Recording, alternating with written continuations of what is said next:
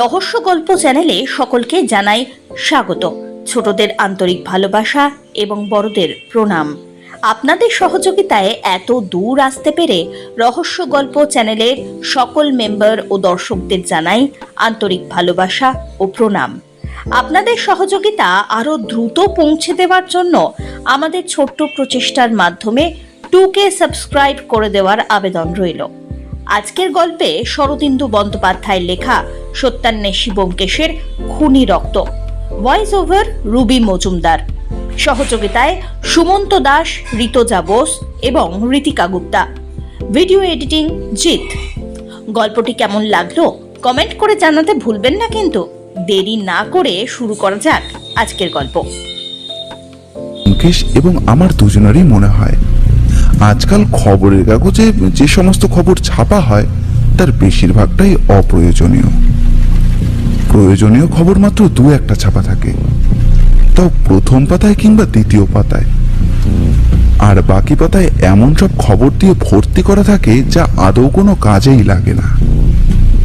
এই বিষয়ে ব্যোমকেশের একটা খুঁতখুঁতে ভাব আমি সবসময় দেখেছি। আর সেই ব্যোমকেশ যখন খবরের কাগজ খুব মন দিয়ে পড়ছে তখন আমার একটু সন্দেহ হওয়াটা স্বাভাবিক। তাই আমি বেশ কিছুক্ষণ অপেক্ষা করে এবার গলা খাকারি দিয়ে বললাম, কি হে ব্যোমকেশ, আজ এত মন দিয়ে কি খবর পড়ছো বলো তো? ব্যোমকেশ সামান্য কিছুক্ষণ পর উত্তর দিল, না তেমন কিছু না, আসলে একটা বড় অদ্ভুত খবর কাগজে ছাপা হয়েছে, সেটাই দেখছিলাম। অদ্ভুত খবর? আমিও তো কাগজ পড়েছি, তেমন কিছু তো চোখে পড়েনি। ব্যোমকেশ এসে কাগজটা এবার আমার হাতে তুলে দিল। না হে অজিত, তুমি সবটাই দেখেছো কিন্তু বেশ খুঁটিয়ে দেখোনি। যদি দেখতে পেতে তাহলে অবশ্যই চোখে পড়তো। একদম 4 নম্বর পাতার ডান দিকে নিচের দিকে দেখো, ছোট্ট করে একটা কালো বক্সের মধ্যে লেখা আছে খবরটা। একবার দেখলেই বুঝতে। ব্যোমকেশ তার কথাটা শেষ করতে পারল না, কারণ তার মধ্যেই টেলিফোনটা বেজে উঠেছে। ব্যোমকেশ চেয়ার ছেড়ে উঠে টেলিফোনের কাছে গিয়ে রিসিভারটা কানে চেপে ধরল। ব্যোমকেশ বক্সি বলছি। ও দাসবাবু, বলুন। এটা তো থানা থেকে ফোন করছেন না, তাই না? কোথা থেকে ফোন করছেন বলুন তো? সে কি, খুন হয়েছে? কোথায়? আপনি যদি পুলিশের গাড়ি পাঠিয়ে দেন তাহলে তো খুব ভালো হয়। আসলে বাইরে যা বৃষ্টি। খুনটা কতক্ষণ আগে হয়েছে? আচ্ছা আচ্ছা, আপনি গাড়ি পাঠিয়ে দিন, আমি আর অজিত কিছুক্ষণের মধ্যেই চলে আসছি। ব্যোমকেশ রিসিভারটা নামিয়ে রেখে আবার আমার সামনে এসে বসলো। আমি ব্যোমকেশের কথা শোনার ফাঁকে ফাঁকে কিন্তু খবরটা দেখে নিয়েছি। আসলে ব্যোমকেশ যে পাতার খবরের কথা বলছিল তার ডান পাশের নিচের দিকে ছোট্ট একটা ঘরের মধ্যে খবরটা লেখা রয়েছে। বড় অদ্ভুত একটা খবর। কোন একজন হোমিওপ্যাথি ডাক্তার হলপ করে বলছে যে তার কাছে এমন একটা ওষুধ রয়েছে যে ওষুধ দিয়ে তিনি যে কোনো ধরনের রোগ নিরাময় করতে পারেন, তবে সেই ওষুধের মূল্য একটু বেশি হবে। ওষুধের মূল্যের কিন্তু এখানে কোনো বর্ণনা করা নেই। যার প্রয়োজন সে যেন তার সাথে এসে যোগাযোগ করে নেয়। একটা ঠিকানাও রয়েছে, তবে তিনি আরো একবার পুনশ্চ করে লিখে দিয়েছেন যে কোনো ধরনের রোগই তিনি নিরাময় করতে পারেন। এই অদ্ভুত খবরটাই ব্যোমকেশ খুব মন দিয়ে দেখছিল। আমি ওকে এই ব্যাপার নিয়ে কিছু বলার আগেই ব্যোমকেশ বলল, সবই তো আশা করি শুনলে অজিত। আমাদের এক্ষুনি বেরোতে হবে, দাসবাবু গাড়ি পাঠিয়ে দিচ্ছেন। একটা খুন হয়েছে, তবে যিনি খুন হয়েছেন তিনি একজন মহিলা, যতদূর সম্ভব একজন বয়স্ক মহিলা, কারণ তার মেয়ের কথাটা উল্লেখ করেছেন। এখান থেকে গাড়িতে প্রায় 40 মিনিট মতো লাগবে। আসলে কলকাতা থেকে একটু বাইরের দিকে। ব্যাপারটা অন্য একটা থানার আন্ডারে, তবে দাসবাবু কোন একটা কারণে সেখানে ছিলেন, আর সেই কারণেই দাসবাবু আমাকে টেলিফোন করে পাঠিয়েছেন। বেশ, তাহলে তুমি তৈরি হয়ে নাও। আমি তো তৈরি হয়েই আছি। তোমার হাতে আশা করি এখন তার কোনো কেস নেই। তা এই কেসটা কি তুমি নিচ্ছ? দাসবাবু যখন ডেকে পাঠিয়েছেন তখন কেসের মধ্যে কিছু একটা আছে। দাসবাবু জানেন হয়তো অকারণে কেস আমি নিই না। চলোই না, গিয়ে দেখা যাবে। 40 মিনিট আগেই পুলিশের জিপ এসে পড়ল। আমরা তৈরি হয়ে বেরিয়ে পড়লাম। বেরোবার আগে বোমকে সত্যবতীকে বলে গেল আমাদের ফিরতে একটু দেরি হতে পারে। ঘটনাস্থলে গিয়ে দেখি দাসবাবু ছাড়া আরো একজন পুলিশ অফিসার রয়েছে। আমরা এগিয়ে যেতেই দাসবাবু সামনে এগিয়ে এলেন।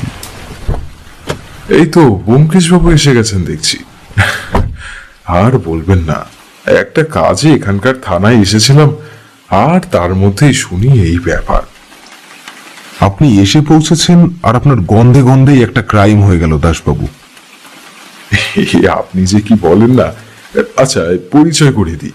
ব্যোমকেশ বাবু উনি হলেন এখানকার থানার অফিসার ইনচার্জ শাশ্বত চ্যাটার্জি, আর শাশ্বত বাবু ইনি হলেন। আবার ওনার পরিচয় করে দিতে হয় নাকি? ওনাকে কে না চেনে? উনি সেই জনপ্রিয় গোয়েন্দা ব্যোমকেশ বক্সী, সাথে সেই লেখক অজিত বন্দ্যোপাধ্যায়। সবই ঠিক আছে শাশ্বত বাবু, তবে আমি গোয়েন্দা নই, আমি সামান্য সত্যান্বেষী মাত্র। আসলে গোয়েন্দা শব্দটা আমার ঠিক পছন্দ না, তার থেকে সত্যান্বেষীটাই ভালো, বুঝলেন? এখন চলুন দেখি মার্ডারের জায়গাটা। শুধু মার্ডার স্পট নয় ব্যোমকেশ বাবু, আপনি আসছেন শুনে আমি এখনো মৃতদেহটাও সরাতে দিইনি। আপনি একটু দেখে নিলে তারপরে মৃতদেহ তুলে পোস্টমর্টমে পাঠাবো। আমরা 4 জন মিলে বাড়ির ভেতরে ঢুকলাম। বাড়ির সামনে একটা ছোট্ট গেট। সেখান দিয়ে ভেতরে ঢুকতেই দেখা গেল 2 জন কনস্টেবল গেটের সামনে দাঁড়িয়ে। তাছাড়া বাড়ির ভেতরের দরজার কাছেও রয়েছে 2 জন কনস্টেবল। ঢুকেই নিচের বসার ঘরে দেখা গেল একজন ভদ্রলোক আর 18-19 বয়সের একটি মেয়ে। আমাদেরকে ভেতরে ঢুকতে দেখেই ভদ্রলোক দাঁড়িয়ে উঠলেন। শাশ্বত বাবু, বলছি মানে মৃতদেহটা কখন নিয়ে যাওয়া হবে? পোস্টমর্টম না করালে তো মৃত্যুর কারণটা জানা যাবে না ঠিক। এই যে ব্যোমকেশ বাবু এসে গেছেন, ব্যোমকেশ বাবু পুরোটা দেখে নিলে আমরা মৃতদেহ নিয়ে যাওয়ার ব্যবস্থা করব। ভদ্রলোক অবাক হয়ে ব্যোমকেশের দিকে কিছুক্ষণ তাকিয়ে রইলেন, তারপর বললেন, ব্যোমকেশ বাবু মানে সেই ব্যোমকেশ বক্সী? নমস্কার ব্যোমকেশ বাবু, মানে কি বলবো, এমন একটা বিপদে পড়েছি, আপনি একটু ব্যাপারটা দেখুন ব্যোমকেশ বাবু। কাবেরীকে যে কে এভাবে খুন করলো আমি তো কিছু বুঝে উঠতে পারছি না। এখনই অযথা উত্তেজিত হবেন না, নিজেকে শক্ত করুন, একটু সময় দিন। আমি ব্যাপারটা দেখে এসে আপনার সাথে কথা বলছি। আমরা 4 জন মিলে ছোট্ট সিঁড়ি দিয়ে ওপরে দোতলা ঘরের দিকে এগিয়ে গেলাম। সেই ঘরেই মনে হয় মৃতদেহ রাখা রয়েছে। ঘরে গিয়ে ঢুকতেই বিছানার উপর শুয়ে রাখা মৃতদেহটা দেখতে পেলাম। ভদ্রমহিলার পরনে একটা লাল সবুজ রঙের শাড়ি, দেখতে বেশ সুশ্রী, একটু মোটার দিকে, তবে এখন তার চোখ দুটো খোলা। সেই চোখের তলায় সামান্য কালির আভাস। তাছাড়া চেহারায় তেমন কিছু একটা বিশেষত্ব নেই। কপালের ডান দিকে একটি তিল রয়েছে, মাথার চুল মাঝারি ধরনের, আর একটা হাত বিছানার এক পাশ দিয়ে ঝুলছে। ব্যোমকেশ ঘরের ভেতরে ঢুকে মৃতদেহকে দেখতে দেখতে বলল, মৃতদেহ প্রথম কে দেখেছেন? শাশ্বত বলল, যতদূর জানা যায় মৃতদেহ প্রথম দেখেছেন ওনার স্বামী, মানে যামিনী রায়। উনি সকালে ডাকতে এসে দরজা খোলা দেখে ভেতরে ঢোকেন, তারপরেই দেখেন এই অবস্থা। তার মানে ভদ্রলোক আর ভদ্রমহিলা একসাথে থাকতেন না, তার কি নির্দিষ্ট কোনো কারণ আছে? তবে জানা যাচ্ছে ভদ্রমহিলার সঙ্গে তার স্বামীর কিংবা মেয়ের সম্পর্ক বর্তমানে খুব একটা ভালো ছিল না। তবে তার মানে এই নয় যে খুব একটা খারাপ ছিল। তারা সবাই আলাদা আলাদা করেই থাকতেন। কোনো ব্যক্তিগত শত্রুতা কিংবা অন্য কিছু ব্যাপার জানা গেছে? কিংবা যামিনী রায়ের উপর কোনো শত্রুতার জন্য তার স্ত্রীকে খুন করা হয়েছে? মানে রাতে ঘটনাটা ঘটেছে বলে অনুমান করা যাচ্ছে। তবে আমরা সকালে এখানে এসে পৌঁছেছি আপনি আসার মাত্র ঘন্টা দুয়েক আগে। এর মধ্যে তেমন কিছুই জানা যায়নি। আশা করছি আজ সারাদিনের মধ্যে কিছু একটা ব্যাপার জানা যাবে। এবার আপনি যদি বলেন তাহলে আমরা মৃতদেহটাকে পোস্টমর্টমে পাঠিয়ে দিতে পারি। মৃতদেহ দেখে মনে হচ্ছে গলা টিপে খুন করা হয়েছে। গলায় হাতের ছাপটা স্পষ্ট, তবে মনে হচ্ছে এই হাতের ছাপ থেকে খুনির হাতের ছাপের মিল পাওয়া যাবে না, কারণ হাতের ছাপগুলো ভালোভাবে দেখলেই বোঝা যাচ্ছে খুনি হাতে গ্লাভস পরেছিল কিংবা অন্য কিছু জড়িয়ে নিয়েছিল। এটা একটা পরিকল্পিত খুন। তবে একটা ব্যাপারে সামান্য খটকা থেকে যাচ্ছে, ভদ্রমহিলার চেহারা। ব্যোমকেশ আরো কিছু একটা বলতে যাচ্ছিল, কিন্তু তার আগেই থেমে গেল। তার বদলে প্রশ্ন করল, আচ্ছা, এই দরজাটা কি ভেতর থেকে খোলা ছিল? এর কারণটা কি ভদ্রমহিলা কি দরজা খোলা রেখে ঘুমোতেন? যদ্দূর আপনারা বলছেন ভদ্রমহিলার সাথে তার স্বামী কিংবা মেয়ের কোনো ভালো একটা সম্পর্ক ছিল না, সেক্ষেত্রে তো এমনটা হওয়ার কথা নয়। এই কথায় শাশ্বতবাবু কিংবা দাসবাবু কেউ কোনো কথা বলল না। তারা বোধহয় এই ব্যাপারটা ভেবেই দেখেননি। ব্যোমকেশ এবার ঝুঁকে পড়ে ভদ্রমহিলার গলায় আঙুলের ছাপগুলোকে দেখল। তারপর বিছানার চারপাশটা ভালো করে লক্ষ্য করল। বিছানার নিচে এবং ঘরের আশেপাশে ঘুরে কি যেন একটা খুঁজতে লাগলো। পর মুহূর্তেই জানলার কাছে গিয়ে বাইরের দিকে তাকালো। আমি ব্যোমকেশকে অনেকক্ষণ ধরে লক্ষ্য করছি। এরকম তো ব্যোমকেশ সচরাচর করে না। একসময় ব্যোমকেশ দরজার সামনে এসে বলল, চলুন শাশ্বতবাবু, আমার দেখা শেষ হয়েছে, মৃতদেহ পোস্টমর্টমে পাঠিয়ে দিন। আমার মনে হয় গলায় কোনো একটা চাপের জন্য মৃত্যু হয়েছে। তবে একটা জিনিস খেয়াল রাখবেন তো, ভদ্রমহিলার শরীরে কোনোভাবে ঘুমের ওষুধ এসেছিল কিনা। ব্যোমকেশ কথাটা এমন ভাবে বলল যেন ঘুমের ওষুধ ওই মহিলার শরীরে থাকতেই হবে, এবং সেই ব্যাপারে ব্যোমকেশ নিশ্চিত। আমি বুঝতে পারলাম যে দাসবাবু এবং শাশ্বতবাবু কেমন যেন অদ্ভুতভাবে ব্যোমকেশের দিকে একবার তাকালেন। তারপর আমরা বাইরে বেরিয়ে এলাম এবং শাশ্বতবাবুর তত্ত্বাবধানে বডি পোস্টমর্টমে পাঠাতে বেশ কিছুটা সময় লেগে গেল। আমরা চারজনে আবার এসে বসলাম নিচের ঘরটিতে। বেশ কিছুক্ষণ বসে থাকার পর ব্যোমকেশ যামিনী রায়ের দিকে তাকিয়ে প্রশ্ন করল, দেখুন, এই অবস্থায় আপনাকে হয়তো এই সমস্ত প্রশ্ন করা উচিত নয়, তবে এই মুহূর্তে না করলে ব্যাপারটা বড্ড দেরি হয়ে যাবে। শুনেছি আপনার স্ত্রীর সাথে আপনার সম্পর্ক খুব একটা ভালো নয়, আপনারা আলাদা ঘরে ঘুমোতেন, এমনকি আপনাদের সাথে খুব একটা সদ্ভাবও ছিল না। আপনার স্ত্রীর ব্যাপারে কি আপনি বর্তমানে কোনো পরিবর্তন লক্ষ্য করেছিলেন? মানে অন্য এমন কিছু যেটাতে সন্দেহ করা যায়? যামিনী রায় বললেন, আমার সাথে সদ্ভাব ছিল না সত্যি বলতে। আসলে ও যেন কেমন বদলে যাচ্ছিল, একটু একটুতে রেগে যাওয়া, খিটখিটে ব্যবহার করা, এমনকি মেয়ের সাথেও খারাপ ব্যবহার করত। তাই আমি ওর থেকে একটু দূরেই থাকতাম। আপনার স্ত্রী ওপরে ওই ঘরে ঘুমোতেন, আর আপনি আর আপনার মেয়ে ঠিক কোন ঘরে? আমি নিচের ঘরে ঘুমাতাম, আর মেয়ে ওপরের ঘরে ঘুমাতো। আর একটা ঘর ফাঁকায় থাকতো ওপরে। কেউ বাড়তি এলে তাকে ওপরের ঘরে থাকতে দেওয়া হতো। আসলে আমার দোতলায় থাকতে খুব একটা ভালো লাগে না, তাই নিচেই থাকতাম। আপনার বাড়িতে কোনো কাজের লোক কিংবা অন্য কেউ? একজন কাজের লোক আছে, তবে রান্না বান্নাটা আমার স্ত্রী নিজের হাতেই করত। কাজের লোক বাকি সমস্ত কাজ করে দিয়ে চলে যেত, তবে তার আজ ছুটি ছিল। এই কথাটায় ব্যোমকেশ কেমন যেন অবাক হয়ে গেল। তারপর বলল, কেন? তার ছুটি ছিল কেন? কাল সকালেই ও ছুটির কথাটা বলেছিল। আসলে আমার ব্যবসার কাজে সকালের দিকে বাড়ির বাইরেই থাকতে হয়, তবে দুপুরের মধ্যে আমি চলে আসি। কাল যখন দুপুরে এলাম তখন সে আমায় বলে যে তার মা নাকি অসুস্থ, তাই বাড়িতে যাওয়ার কথা আছে। সেই কারণে সে বিকেলে আর আসবে না, এমনকি আজকের দিনটাও সে ছুটিতে থাকবে। আপনার এই কাজের লোকটি কতদিন ধরে আপনাদের এখানে কাজ করছে? খুব বেশি নয়, বছর 2 মতো হবে। আগের যে লোকটি কাজ করত সে কোনো একটা কারণে দেশের বাড়িতে চলে যায়, তারপরে এই লোকটিকে সে ঠিক করে দিয়ে যায়। ব্যোমকেশ গভীরভাবে কিছু একটা ভাবতে লাগলো।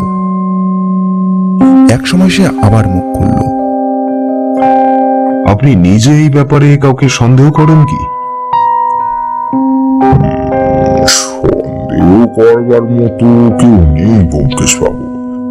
আসলে আমার স্ত্রী সবসময় বাড়িতেই থাকে, বাড়ির বাইরে খুব একটা যায় না, আর সেক্ষেত্রে তার কোনো শত্রু থাকার কথা নয়। আমার ব্যবসাও তো সামান্য, তাতে আমার নিজের যে কোনো শত্রু আছে তা আমার মনে হয় না। শত্রু সবসময় সামনে থাকে না যামিনী বাবু, মাঝে মাঝে কিছু গুপ্ত শত্রুও থাকে। আচ্ছা, আপনার মেয়েটির নাম কি? ব্যোমকেশ এবার পাশে থাকা মেয়েটির দিকে তাকালো। আমার নাম রুনু। বেশ ভালো নাম। আচ্ছা, তুমি তো ওপরের ঘরে থাকো, রাত্রে কোনো শব্দ শুনতে পেয়েছিলে? কেউ যদি বাইরে থেকে আসে এমন কোনো শব্দ, কিংবা তোমার মায়ের কোনো চিৎকার? না, অনেক রাত পর্যন্ত আমি পড়াশোনা করি, তারপর ঘুমোতে চলে যাই। আমার সামনে পরীক্ষা আছে তো তাই। আর তাছাড়া কোনো চিৎকার শুনতে পাইনি। আচ্ছা, বেশ। আর তুমি তো সারাদিন বাড়িতেই থাকতে তোমার মায়ের কাছে, তুমি কি কোনো অস্বাভাবিক ব্যাপার লক্ষ্য করেছিলে? কেউ কি তোমার মায়ের সঙ্গে দেখা করতে এসেছিল এর মধ্যে, কিংবা তোমার মা কি কোথাও গিয়েছিলেন? বাড়িতে তো কেউ দেখা করতে আসেনি, তবে কয়েকদিন আগে মা একবার সকালের দিকে কোথাও একটা বেরিয়েছিল। আমি জিজ্ঞেস করেছিলাম, আসলে মায়ের সাথে আমার তেমন একটা কথা আর হতো না। মা অল্পতেই রেগে যেত, অকারণে আমার উপর চিৎকার করতো, তাই নিজে থেকে আমি আর কিছু বলতাম না তাকে। আচ্ছা, তোমার মা কার সাথে দেখা করতে চান সেটা কি তুমি বলতে পারবে? না, তবে বাড়ি থেকে বেরোনোর আগে সেদিন মা কারোর সাথে টেলিফোনে কথা বলছিলেন, এটা আমি শুনেছি। তবে কার সাথে সেটা আমি জানি না। ঠিক এই সময় যামিনী রায় রুনুকে ক্রুদ্ধ স্বরে বললেন, এই কথাটা তুমি আমায় আগে বলনি কেন রন?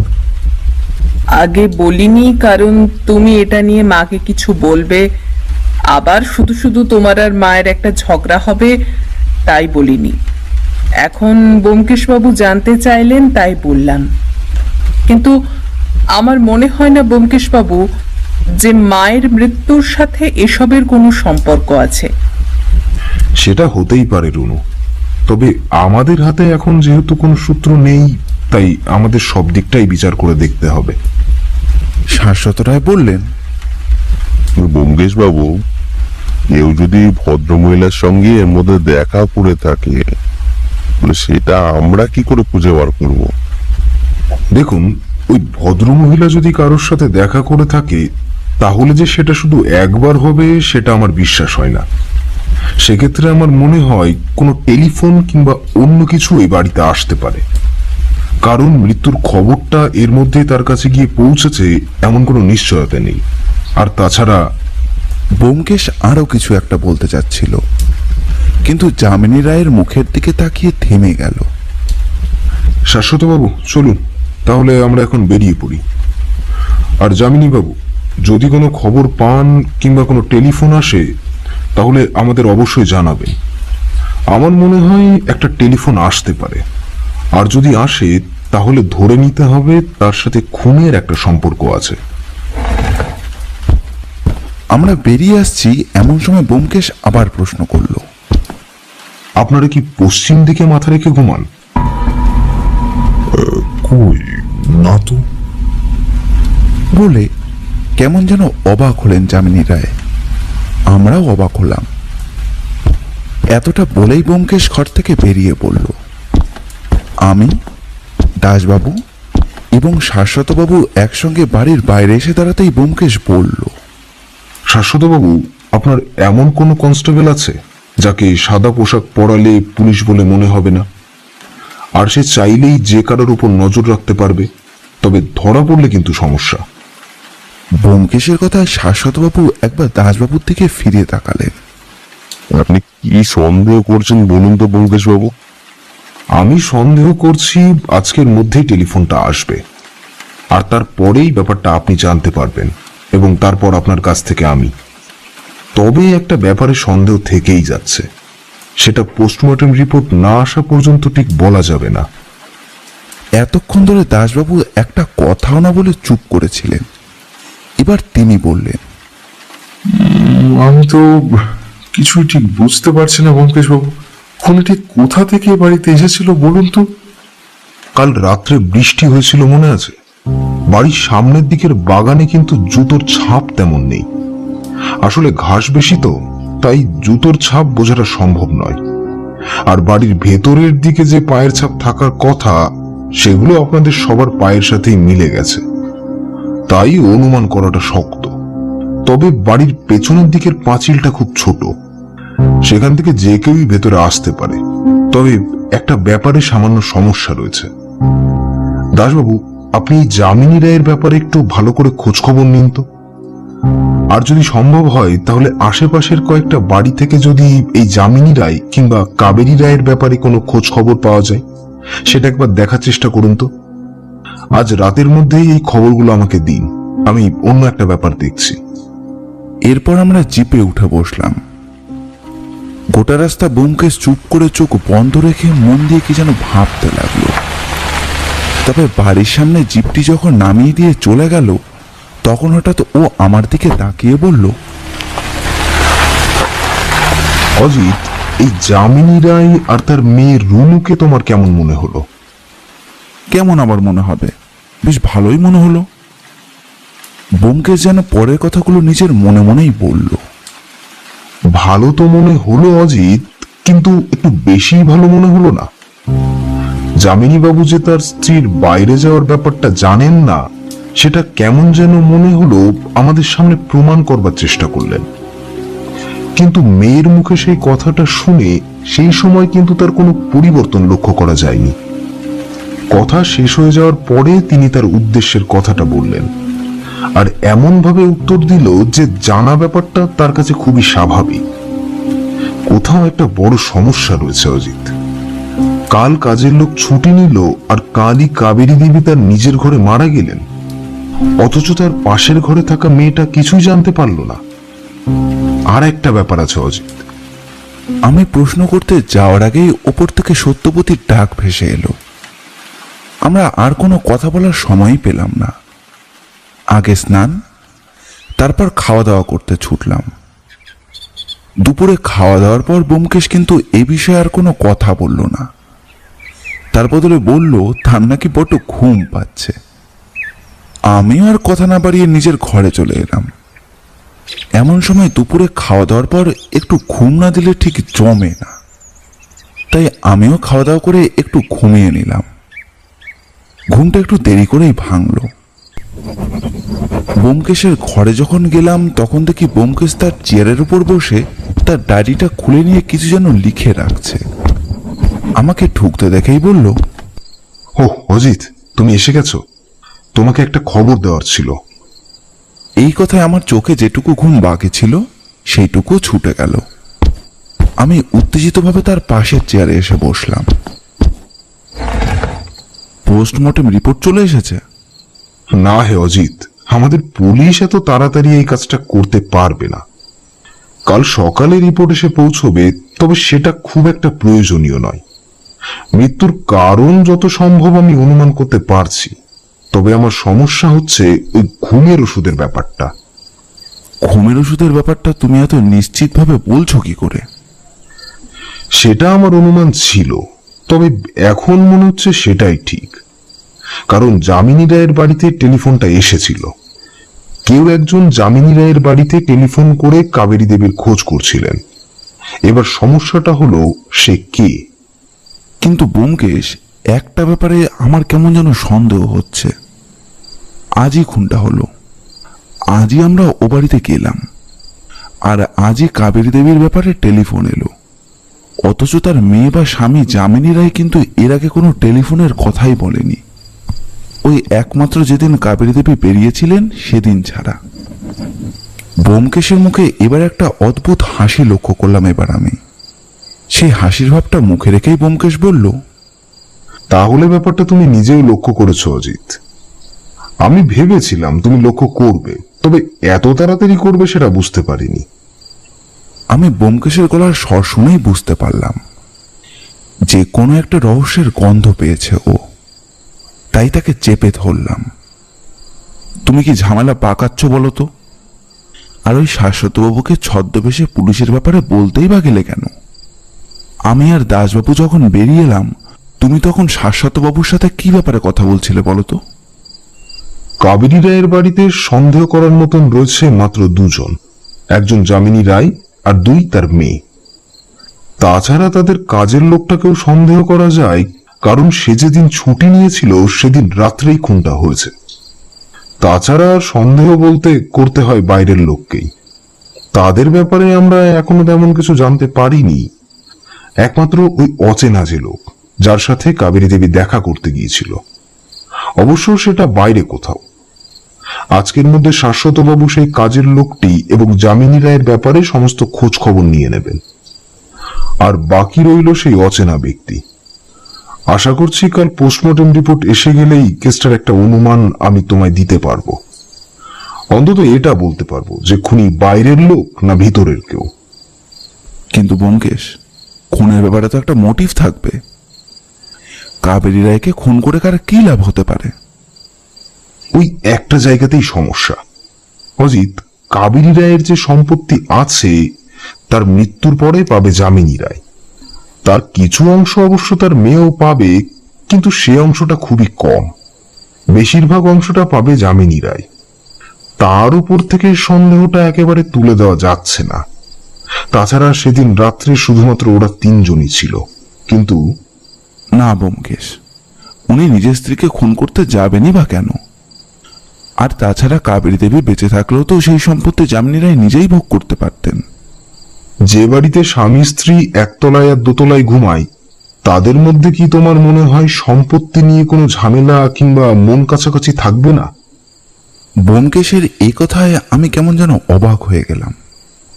আরে তাই তো, যামিনী রায়ের সঙ্গে কাবেরী রায়ের সম্পর্ক যে খুব একটা ভালো নয় সেটা তো তারা নিজেরাই স্বীকার করেছে। এক্ষেত্রে সম্পত্তির ব্যাপারটা যদি মোটিভ হিসেবে ধরা যায়, তাহলে যামিনী রায়ের কাছে সময়, সুযোগ আর মোটিভ সবকিছুই আছে।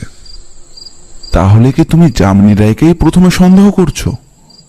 কিন্তু সেটা যদি হয় তাহলে সে পুলিশকে ডাকতেই বা যাবে কেন? তিনি তো মৃতদেহ সরিয়ে ফেলার চেষ্টা করতেন। অজিত, তুমি ভুলে যাচ্ছ, কাবেরী রায়ের পাশের ঘরেই রনু ঘুমোতো। যদি কোনোভাবে তার ঘুমটা ভেঙে যায় আর সে যদি বাইরে বেরিয়ে আসে, তাহলে তার পরেও কি মৃতদেহটা সরিয়ে ফেলা খুব একটা সহজ কাজ হবে? আর তার পরীক্ষা চলছিল, আমার মনে আছে খুব তাড়াতাড়ি ঘুম থেকে সে উঠত। সেক্ষেত্রে আরো একটা সমস্যা, রনু নিজেই বলেছে সে অনেক রাত পর্যন্ত পড়াশোনা করত। তাহলে সে খুব সকালে উঠে পড়বে না, সে কারণটা দেখা যায় না। না অজিত, কেসটা আমরা যতটা সহজ ভাবছি ততটা নয়, কেসটা বেশ জটিল। আমি নিজেও বুঝতে পারছিলাম যে কেসটা জটিল, কিন্তু এমন জটিল কেস আমি ব্যোমকেশকে এর আগেও সমাধান করতে দেখেছি। আর আমি এও জানি ব্যোমকেশ এখন একটা সূত্র নিশ্চয়ই হাতে পেয়েছে, তবে সেই সূত্রের পরিপ্রেক্ষিতে কোনো শক্ত প্রমাণ হয়নি বলেই ও এখনো আমাকে কিছু খোলসা করে বলতে চাইছে না। আমিও তাই আর জোর না করে তার বদলে ওকে বললাম, বাড়ি ফিরে তুমি আমাকে একটা কথা বলেছিলে ব্যোমকেশ, মনে আছে? যামিনী রায় আর তার মেয়ে রুনু আর তার মেয়ে রুনু অতিরিক্ত ভালো মানুষ দেখাচ্ছিল বলে মনে হচ্ছিল না। এই ব্যাপারটা নিয়ে আমি ভাবলাম, আমার মনে হলো ব্যাপারটা সত্যি। আরো একটা ব্যাপার, সেটা হলো কাবেরী রায়ের মৃত্যুতে তারা খুব একটা যে কষ্ট পেয়েছে তা কিন্তু মনে হলো না, বিশেষ করে কাবেরী রায়ের মেয়ে রুনুর ব্যাপারটা দেখে। যতই মায়ের সঙ্গে সম্পর্ক ভালো না থাক, একটা মানুষের মৃত্যুতে ব্যোমকেশ বোধহয় আমার কথাটা বুঝতে পেরেছিল। তবুও সে কিছুক্ষণ ডায়েরিতে মন দিয়ে থাকলো। তারপর একসময় বলল, আচ্ছা, এই রুনু নামের মেয়েটি সে কি করে জানলো তার মা টেলিফোনে অন্য কারোর সাথে কথা বলছিল? তাহলে কি আগেও সে তার মাকে কারোর সাথে কথা বলতে শুনেছে, কিংবা কোথাও কি যেতে দেখেছে? আর তাই যদি হয়, তাহলে সেটা জেনেই বাবাকে বলবে না কেন? সেদিন তো যামিনী বাবুর কথা শুনে মনে হলো তিনি এই ব্যাপারে তেমন কিছু জানেন না। হয়তো জানতেন না, এইবারই প্রথম জানলেন। ব্যোমকেশ আমার কথার আর উত্তর দিল না। তার বদলে গভীর মনোযোগ দিয়ে কি যেন লিখতে লাগলো ডায়েরির পাতায়। পরদিন সকালেই দাসবাবুর ফোন এলো ব্যোমকেশের কাছে। বেশ কিছুক্ষণ কথা হলো তাদের মধ্যে, কিন্তু তাদের মধ্যে কি কথা হলো তা আমি কিছুই শুনতে পেলাম না। টেলিফোন শেষ করে ব্যোমকেশ স্বভাব মতোই তার হাতের ইশারায় আমাকে তৈরি হয়ে নিতে বলল। তারপর আমরা বেরিয়ে পড়লাম। আমরা বাড়ি থেকে বেরিয়ে দাসবাবুর সাথে গিয়ে পৌঁছলাম একটা বস্তি মতো এলাকার কাছাকাছি জায়গায়। সেখানে একটা নির্দিষ্ট বাড়িতে দাসবাবুর সাথে গিয়ে দাঁড়াতেই দাসবাবু দরজায় কড়া নাড়ল এবং ভেতর থেকে একজন মাঝবয়সী ভদ্রলোক বেরিয়ে এলো। ভদ্রলোক পুলিশকে দেখে একটু ঘাবড়ে গেল। তারপর বলল, কি ব্যাপার বলুন স্যার? দাস বলল, তুমি যামিনী রায়ের বাড়িতে কাজ করো তো? হ্যাঁ স্যার। ব্যোমকেশ বলল, তুমি এই কয়দিন ধরে কাজে যাচ্ছ না কেন? বিশ্বাস না হলে আপনারা ঘরে এসে দেখুন, মায়ের অসুস্থতার জন্যই আমি বাবুর কাছ থেকে ছুটি নিয়েছি বেশ কয়েকদিনের। তার কথা বিশ্বাস করা গেল না। তাই ব্যোমকেশ, দাসবাবু এবং আমি সেই ছোট্ট ঘরটায় ঢুকে সত্যি সত্যিই দেখতে পেলাম যে তার মায়ের অবস্থা খুবই গুরুতর। ভদ্রমহিলা একদম বিছানার সঙ্গে মিশে গেছেন, মাঝে মাঝে অদ্ভুতভাবে নিঃশ্বাস নিচ্ছেন, আর তার সাথে একটা খুসখুসে কাশি। দেখে নিয়ে বাইরে বেরিয়ে এসে নিতাই কি একটু চাপা স্বরে ব্যোমকেশ প্রশ্ন করল, তোমার বাবুর স্ত্রী মারা গেছেন, সেই খবর পেয়েছো? নিতাই যেন আকাশ থেকে পড়ল। মারা গেছেন? কিন্তু কি করে? তা তো জানা যায়নি, তবে তুমি যেদিন ছুটি নিয়েছো সেদিন রাত্রে কেউ তার ঘরে এসে গলা টিপে খুন করেছে তাকে। বড় দিদিমণির সঙ্গে দাদাবাবুর খুব একটা ভালো সম্পর্ক ছিল না স্যার, সেটা আমি বুঝতে পেরেছি। ছোট দিদিমণির সাথেও না, কিন্তু তারা তো খুন করতে পারে না। কিন্তু খুনটা তো হয়েছে নিতাই, আর ওই ঘরে বাইরে থেকে কেউ আসতে পারে না, এমন কোনো ফাঁক নেই। আমার মনে হয় ভেতরের কেউ খুনটা করেছে, না হলে ভেতর থেকে কেউ সাহায্য করেছে। তোমার বড় দিদিমণি বাইরে কারোর সাথে দেখা করতে চেয়েছেন কিংবা টেলিফোনে কথা বলতেন না, এমন কি কিছু তুমি জানো? কি বলছেন স্যার? দিদিমণির মুখের ভাষা একটু খারাপ হতে পারে, কিন্তু রেগেও যান, কিন্তু মানুষ হিসেবে খুব ভালো স্যার, উনি এরকম করতেই পারেন না। নিতাইয়ের কাছ থেকে একতরফা চরিত্রমূলক কথাবার্তা শুনতে ব্যোমকেশের বোধহয় ভালো লাগছিল না। তাই সে বলল, ওই বাড়িতে বাইরের লোক কি কেউ দেখা করতে আসতো? আর তোমার ছোট দিদিমণি মানে রুনু, সেই মেয়েটা ঠিক কেমন? খারাপ নয়, দিদিমণি বলেছিল মেয়েটা নাকি কোন একটা ছেলের সঙ্গে সম্পর্কে জড়িয়ে পড়েছে, সেটা বড় দিদিমণির একেবারে পছন্দ না। সে ব্যাপারে ছোট দিদিমণির সঙ্গে বড় দিদিমণির একবার কথা কাটাকাটিও হয়, তবে বাবু এইসব বিষয়ে থাকতেন না বলে তিনি এসবের মধ্যে যাননি। আমি যে এই সমস্ত বলে দিলাম সেটা যেন ওদেরকে জানতে না পারে স্যার, আমার চাকরি চলে যাবে। ব্যোমকেশের মুখে একটু হাসি ফুটে উঠতে দেখা গেল। সেই নিয়ে তোমার কোনো চিন্তা নেই। তবে তোমার কিন্তু আমার একটা ছোট্ট কাজ করতে হবে, পারবে তো? কি কাজ করতে হবে বলুন স্যার? একটা ছোট্ট কাজ, একটা মানুষকে শুধু খুঁজে বার করতে হবে। এরপর আরো কিছুটা নৈসর্গিক কথাবার্তা সেরে আমরা যে যার বাড়িতে ফিরে এলাম। ব্যোমকেশ বলল এখন শুধুই অপেক্ষা, তার আগে এ বিষয়ে কিছুই করা যাবে না। এদিকে বাড়িতে ফিরে আসার পর ব্যোমকেশের কাছে দাসবাবু এদের সবার টেলিফোন আসতে লাগলো।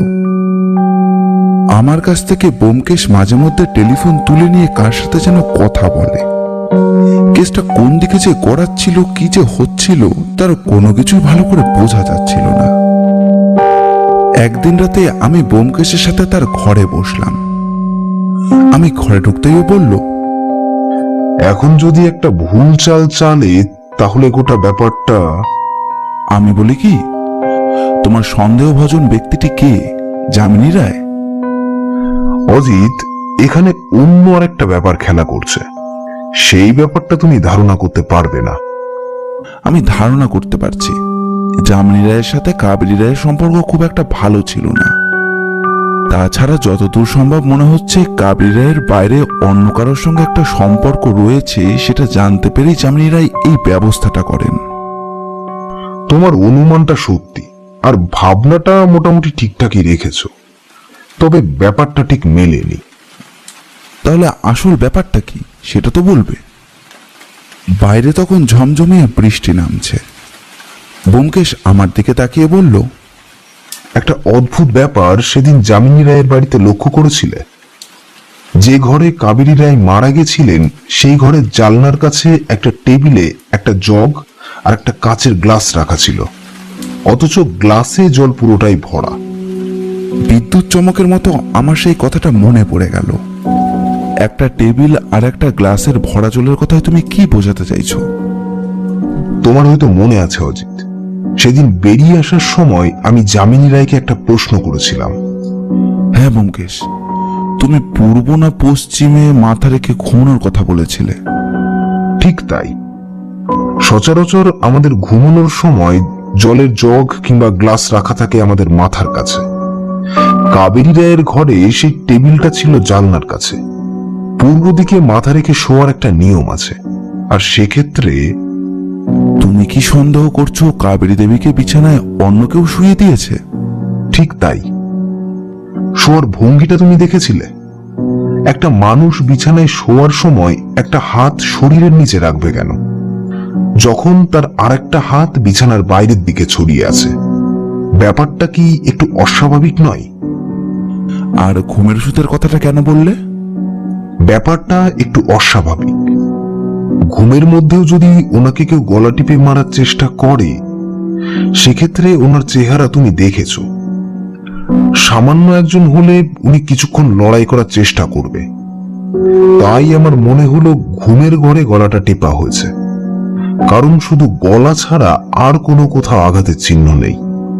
সেক্ষেত্রে তো একটাই কারণ থাকে, তার মানে বাড়ির ভেতর থেকেই হয় তাকে কেউ খুন করেছে, আর না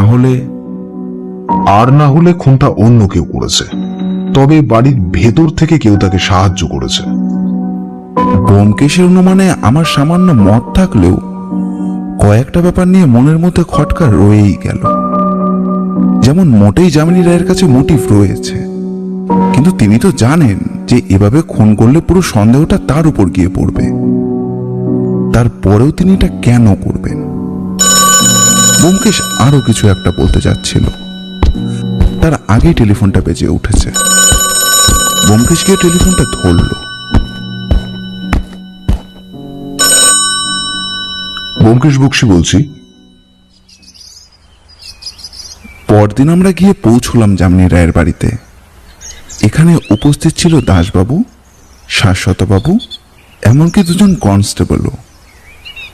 তবে বাড়ির বাইরে দাঁড়িয়ে শাশ্বতবাবুর সাথে ব্যোমকেশ বেশ কিছুক্ষণ কথা বলল। তারপর শাশ্বতবাবু পুলিশের জিপ নিয়ে কোথায় যেন বেরিয়ে গেলেন। আমরা আগের দিনের মতোই যামিনী রায়ের বসার ঘরে গিয়ে বসলাম। ব্যোমকেশের দিকে তাকিয়ে যামিনী রায় বললেন, ব্যোমকেশ বাবু, আপনি কি কিছু বুঝলেন? পোস্টমর্টমের রিপোর্ট তো এসে গিয়েছে, গলা টিপে খুন করা হয়েছে। তবে খুনের আগে তো তার শরীরে কোনোভাবে ঘুমের ওষুধ দিয়ে দিয়েছিল। ঘুমের ওষুধ তো আপনার শরীরেও গিয়েছিল যামিনী বাবু, কিন্তু আপনি সেটা বুঝতে পারেননি। কি বলছেন ব্যোমকেশ বাবু? কিন্তু এই কাজটা কে করেছে? আর আমি তো বুঝতে পারিনি আমার শরীরে ঘুমের ওষুধ এসেছে। এই বাড়িতে আপনি আর আপনার স্ত্রী ছাড়া আর যে আছে সে। ব্যোমকেশ এই কথাটা বলে সোজা রুনুর দিকে তাকালো। রুনুর চোখে মুখে হঠাৎ একটা ভয়ের ভাব ফুটে উঠেই মিলিয়ে গেল। এবার সে একটু রাগের সাথেই বলল, দেখুন ব্যোমকেশ বাবু, আপনি অযথা আমার উপর এমন অভিযোগ আনছেন। আমি নিজের মাকে মারতে যাব কেন? আর তাছাড়া আপনার কাছে কোনো প্রমাণ আছে যে কাজটা আমি করেছি? কাজটা তুমি একা করনি, কাজটা তোমার সাথে অন্য আরেকজন করেছে। আর একটা কথা, তুমি এইমাত্র যেটা বললে তোমার মা আসলে কাবেরী রায়, সেটা তোমার নিজের মা নয়, তুমি তোমার বাবার দ্বিতীয় পক্ষের স্ত্রীর মেয়ে। কি আমি ঠিক বলছি তো? হ্যাঁ ব্যোমকেশ বাবু, রুনু আমার আগের পক্ষের স্ত্রীর মেয়ে, কিন্তু আমরা কখনো সেই অভাব বুঝতে দিইনি। কাবেরী তোকে নিজের মেয়ের মতনই মনে করত। ঠিকভাবে কষ্ট দিয়েছ, তার জন্য সে বাধ্য হয়েছে আত্মহত্যা করতে, অথচ তোমার কোনো শাস্তি হয়নি। তারপর তুমি আবার বিয়ে করলে। তুমি কি মনে করো আমার এই মা আমাকে ভালোবাসতো? একদমই না। তার নিজের কোনো সন্তান হয়নি বলে সে আমায় দু চোখে দেখতে পারতো না। তোমার সামনে যতক্ষণ থাকতো ততক্ষণ ভালো ব্যবহার করতো, কিন্তু তুমি চলে গেলেই তার ব্যবহার খারাপ হয়ে যেত। আর এখন তো সেই খারাপ ব্যবহার তোমার সামনেই করতো। এই কারণে তুই তাকে মেরে ফেলবি? আমি অনেক চেষ্টা করেছিলাম সবটা মানিয়ে নেওয়ার, কিন্তু মা যেদিন দিনেশকে অপমান করলো সেদিন আর আমি ঠিক থাকতে পারিনি। এই দিনেশটা আবার কি? দীনেশ আপনাদের পাড়াতেই থাকে। যদ্দূর খবর পেয়েছি তার সাথে আপনার মেয়ের একটা সম্পর্ক তৈরি হয়েছিল। আমার মনে হয় সেই সম্পর্কের কথা আপনার মেয়ে আপনাকে বলার আগে তার মাকে অর্থাৎ কাবেরী রায়কে বলেছিলেন, তবে তিনি ব্যাপারটা মেনে নিতে পারেননি। শুধু মেনে নেওয়ার ব্যাপার না, মা দিনেশকে বাড়িতে ডেকে যা নয় তাই বলে অপমান করেছে। দিনেশের বাবা নেই, শুধু মা আছে। ওর মাই ওকে বড় করেছে, আর দিনেশ একটা জায়গায় কাজও করে। তবে তার মাইনে এখন অল্প, কিন্তু তাই বলে মা তো তাকে অপমান করতে পারে না। সে অধিকার আমি তাকে কখনো দিইনি। কিন্তু তাই বলে তুমি তাকে খুন করবে? খুনটা আমি করতে চাইনি। আমি বাড়িতে কারোর সাথেই সবকিছু কথা বলতে পারতাম না, সবকিছুই দিনেশকে বলতাম। তাই যেদিন মা দিনেশকে অপমান করলো সেদিন রাগে দুঃখে আমি প্রায় পাগলের মতো হয়ে গিয়েছিলাম। আমি দিনেশকে সব কথা বলেছিলাম, কিন্তু সে আমায় বলে মা যাই করুক না কেন সে গুরুজন, তার ব্যাপারে খারাপ কিছু ভাবতে নেই। কিন্তু যেদিন মা রাস্তায় অপমান করলো সেদিন ব্যাপারটা আরো গায়ে লেগেছিল। সেদিনই আমি ভেবে নিয়েছিলাম এর প্রতিশোধ আমি নেব। খুনটা কিভাবে করলে? মনে হয় ঘুমের ওষুধ দিয়ে। সেটা করে তারপরে তুমি নিজে খুন করেছো বলে আমার মনে হয় না। আমি অনেকদিন ধরেই সুযোগটা খুঁজছিলাম। সেদিন যখন আমাদের বাড়ির কাজের লোক ছুটি নিয়ে গেল, আমি জানতে পারলাম তার মা অসুস্থ, বেশ কয়েকদিন সে আর আসবে না। তখনই ভাবলাম এই ব্যাপারটাই কাজে লাগাই, তাহলে সন্দেহটা তার উপর গিয়ে পড়বে। তাই সেদিন রাতে দিনেশকে দিয়ে ঘুমের ওষুধ নিয়ে ঘুমের ওষুধ বাবার খাবারে সামান্য আর মায়ের খাবারে বেশি পরিমাণে মিশিয়ে দিই। সেদিন রাতে মা রান্না করলেও খাবার আমিই পরিবেশন করেছিলাম, কাজের লোক না থাকার জন্য। তারপর সেই খাবার খেয়ে যখন বাবা ঘুমিয়ে পড়ল, তখন আমি বাইরের দরজা খুলে দিনেশকে বাড়িতে ডেকে আনি। তারপর মায়ের ঘরের দরজা খুলে দিয়ে দেখি মা চেয়ারের উপর বসে টেবিলের উপর মাথা দিয়ে ঘুমিয়ে পড়েছে। তখন তাকে তুলে নিয়ে বিছানায় শুইয়ে দিই, আর তারপর দিনেশ নিজের হাতে খুন করেছে, তবে তার হাতে গ্লাভস ছিল। যামিনী রায় মেয়ের কথা শুনতে শুনতে মাথায় হাত দিয়ে বসে পড়লেন। আমি তো ভাবতেই পারছি না আমার পেছনে পেছনে এত কিছু ঘটে গিয়েছে। আমায় সবটা খুলে বললেই তো মিটে যেত, তা না করে একটা আস্ত খুন। যামিনী বাবুর প্রায় কেঁদে ফেলবার মতো অবস্থা। ব্যোমকেশ বলল, সেদিন আপনার মেয়ে একটা মিথ্যে কথা বলেছিল। কাবেরী রায় বাড়ি থেকে কোথাও বেরোতেন না, এই খবরটা আমি আশেপাশের কয়েকজনের কাছ থেকে পেয়েছি। তবে সেদিন যখন আপনার মেয়ে এই কথাটা বলল, তখন আমি একটা বুদ্ধি বার করলাম। আমি তাই ফোন আসার ব্যাপারটা তাকে শুনিয়ে শুনিয়ে বলে দিলাম, যাতে ফোন আসার একটা ব্যাপার সে নিজেই তৈরি করতে পারে। আর আশা করি ফোনটা আপনার কাছে এসেছিল। আমার মনে হয় আপনার মেয়ে দিনেশকে দিয়ে ওই টেলিফোনটা করিয়েছিল, যাতে আপনার মনে হয় আপনার স্ত্রীর সাথে অন্য কারোর সম্পর্ক আছে, আর তাতে নিশ্চিত হয়ে ঘটনার সাথে জড়িত। তারপর তার উপর সাদা পোশাকের পুলিশ নজর রেখে ওই দিনেশকে খুঁজে বার করে। তাকে ধরে ফেললেই ব্যাপারটা মিটে যেত, তবে আমি চাইছিলাম ঘটনাটা পুরোপুরি বুঝতে। আজ সকালেই বুঝতে পেরেছিলাম বলে তাকে ধরতে পুলিশ পাঠিয়ে দিয়েছিলাম। কিছুক্ষণের মধ্যেই পুলিশ তাকে নিয়ে চলে আসবে। যামিনী রায় আর কোনো কথা বলছিলেন না, কেমন যেন পাথরের মূর্তির মতোই বসেছিলেন। রুনুর চোখে এখন জলের আভাস দেখা দিল।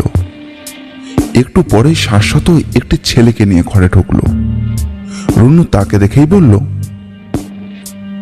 যা করেছি আমি করেছি, ওর কোনো দোষ নেই, ওকে আপনারা ছেড়ে দিন। শাশ্বতবাবু বললেন, এটাই তো সমস্যায় ফেললে। এই ছেলেটি বলছে সমস্ত কিছু ও করেছে, তুমি বলছো সমস্ত কিছু তুমি করেছো। তাহলে তো দুজনকে শাস্তি দিতে হয়, কি বলেন ব্যোমকেশ বাবু? সেদিন যদি আমি আসার আগে মৃতদেহটা আপনারা নিয়ে চলে যেতেন, তাহলে হয়তো কেসটা এত সহজে বার করতে পারতাম না। এর জন্য আপনাকে অনেক ধন্যবাদ। এবার আপনাদের কাজ আপনারাই করুন, আমরা চলি। আর যামিনী বাবু, আপনার উপর আমার সন্দেহ হয়েছিল, কারণ কাবেরী রায়ের সম্পত্তির পরিমাণটা কম নয়। একবার মনে হয়েছিল আপনি হয়তো সম্পত্তির জন্য কাবেরী দেবীকে দ্বিতীয়বার বিবাহ করেছিলেন, এবং কোনটা আপনি করেছিলেন কিন্তু অঙ্কটা ঠিক মিল ছিল না। এবার মিলে গেল। যামিনীবাবু আর কোনো কথাই বলতে পারলেন না, পাথরের মূর্তির মতো বসে রইলেন। বাড়ি ফিরে এসে আমি ব্যোমকেশকে প্রশ্ন করলাম, তুমি ঠিক কখন রুনুকে সন্দেহ করলে বলো তো? প্রথম দিন থেকেই রুনুর উপরে সামান্য সন্দেহ ছিল, এমনকি যামিনী বাবুর উপরেও ছিল।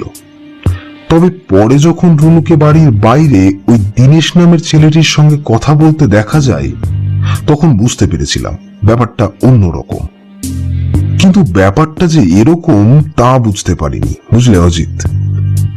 মানুষের মনের কথাটা বলা খুবই শক্ত, আর বিশেষ করে তা যদি হয় কোনো নারীর মন, তাহলে তো তা অনুধাবন করা ব্যোমকেশ বক্সীর পক্ষেও সহজ কাজ নয়। ঠিক সেই সময় সত্যবতী এসে ঘরে ঢুকলো। তোমায় কাল কি বলেছিলাম মনে আছে তো? এই রে, একদম ভুলে গেছি সত্য। এই এক্ষুনি যাচ্ছি। এই অজিত, তুমি একটু বসো, আমায় বেরোতে হবে। এখন আবার কোথায় যাবে? বুঝলে না, এতক্ষণ তো বাইরের নারী নিয়ে তদন্ত করে এলাম, এবার ঘরের নারীর মন রাখতে হবে। তুমি বসো, আমি এক্ষুনি আসছি। ব্যোমকেশের কথায় সত্যবতী হেসে ফেলল, আমিও হাসলাম। আর মনে মনে ভাবলাম, কবি ঠিকই বলেছে, নারীর মন বোঝা বড় তার। এই ভালো, আমারও সব কোনো ঝামেলা নেই, নারীও নেই, ঝামেলাও নেই। ব্যোমকেশকে দেখে নারীর ঝামেলা কাঁধে নেওয়ার ইচ্ছেও জাগে না আর। ব্যোমকেশ দ্রুত বেরিয়ে গেল। আমি তার যাবার পথের দিকে তাকিয়ে বসে আছি, ঠিক সেই সময় আবার টেলিফোনটা বেজে উঠল।